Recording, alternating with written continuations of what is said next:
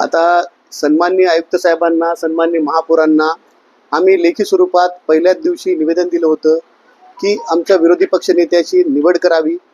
दुसरं की गट नेते जे आहेत त्यांना बसण्यासाठी कॅबिन द्यावी. आम्हाला कुठलीच कॅबिन देत नसल्यामुळे आम्ही दररोज आयुक्त साहेबांच्या चेंबर समोरच येतो, इथंच बसतो, इथंच लोकांना बोलवतो आणि इथंच लोकांच्या ज्या समस्या असतात ते आयुक्त साहेबांचं शिष्टमंडळ घेऊन त्यांना लगेच भेटून त्याच्यावर कारवाई करत असतो.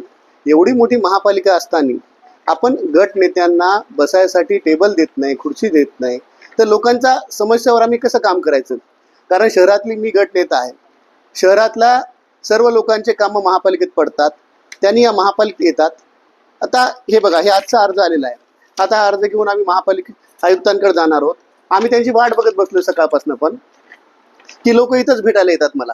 मी सकाळचा सत्र आयुक्त म्हणजे महापालिकेचे जे जे कामं आहेत त्यासाठी जनतेला सांगितलंय की मला भेटायचं असेल तर सन्माननीय आयुक्त यांच्या चेंबरमध्येच मी बसलेला असतो, तिथंच आपल्या समस्या घेऊन येत जा. कारण गट नेत्याला इथं कुठंच बसायला संधी नाही. तसेच महापालिका स्थापन होऊन आज 2-2.5 महिने झालेत, विरोधी पक्षात नेत्याचा पत्ता नाही की महापौर काही निर्णयच घेत नाहीत. आम्ही आयुक्तांना बोलवतो, तो महापौरांचा अधिकार आहे. महापौरांना बोललो तर ते म्हणतात आम्ही कायदेविषयक म्हणजे ज्ञान घेतोय, की सल्ला घेतोय, की विरोधी पक्ष नेते कोणाला द्यायचं. आम्ही म्हणलं बाबा काय द्यायचं तुमचा निर्णय घ्या. कायदेशीर तुमच्याकडे मोठमोठे सभागृह नेते आपले वकील आहेत, विधितज्ञ आहेत, त्यांच्याकडून सुद्धा आपण मार्गदर्शन घेऊ शकता याच्यामध्ये की कुठलंच हे महापौर कुठल्याच निर्णय घेत नाहीत, विरोधी पक्षाचा निर्णय घेत नाहीत, गट नेत्यांना बसण्याची व्यवस्था नाही. म्हणून मी या महापालिकेचा, या महापौरांचा धिक्कार करतो या आपल्या समाजामधून की महापौरांनी आम्हाला विरोधी पक्षनेता कोणाला तरी दिलं पाहिजे. कारण 3.5 वर्षाच्या प्रशासकीय काळानंतर हे लोकप्रतिनिधी आज निवडून आलेले आहेत. सभागृह आपलं विदाऊट विरोधी पक्षनेत्याचं चालतंय, हे काय आपल्या नांदेडच्या म्हणजे याला शोभण्यासारखं नाही, महापौरांनाही शोभण्यासारखं नाही. त्यांनी काहीतरी निर्णय याच्यामध्ये घ्यावा आणि गट नेत्यांना बसायची काहीतरी व्यवस्था महानगरपालिकेने, महापौरांनी करावी. मला तर नांदेड महापालिकेमधील लोकशाहीच नाही वाटतं.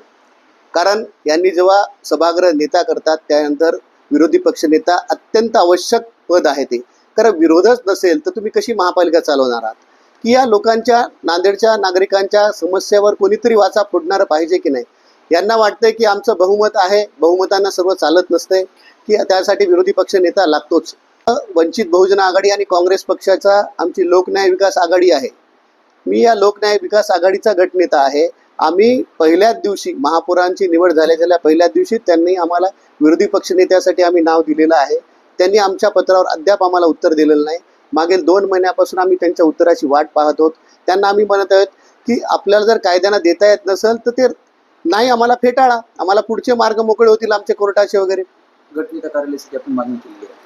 गट नेत्याचं कार्यालय आम्हाला कोणत्याच गटनेत्याला अजून बसायसाठी खुर्च्या वगैरे दिल्या नाहीत.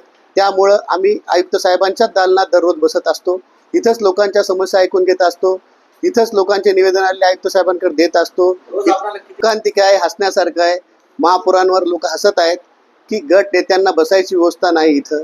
म्हणून आम्ही सन्माननीय आयुक्त साहेबांच्याच कॅबिनमध्ये बसत आहोत.